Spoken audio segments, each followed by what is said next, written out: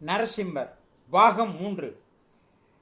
அந்த மிருகத்தை நம்மால் கொண்டு செல்ல முடியாது என்பதை அறிந்து கொண்ட வேடன் தன் உயிரை விட தீர்மானித்து ஒரு பெரிய பாறையின் மீது ஏறி கீழே குதித்து தன்னுடைய உயிரை மாய்த்து கொள்ள முயன்றான்.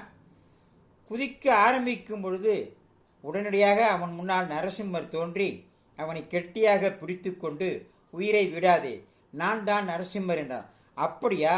அந்த ஞானி கேட்டது ஞானி கேட்ட மிருகம் நீங்கள் தானா? சரி சரி, ஓடிவிடாதீர்கள் என்று சொல்லி அங்கு பக்கத்தில் இருந்த செடி கொடிகளை எல்லாம் பிய்த்து அவருடைய கை கால்களை எல்லாம் கட்டி, நான் உன்னை ஞானியிடம் அழைத்து போகிறேன் என்று அந்த கட்டிய நரசிம்மரை அந்த ஞானியிடம் அழைத்து கொண்டு சென்றான்.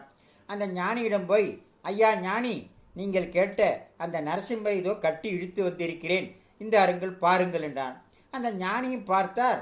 அவருக்கு நரசிம்மர் தெரியவில்லை. என்ன தெரிந்தது?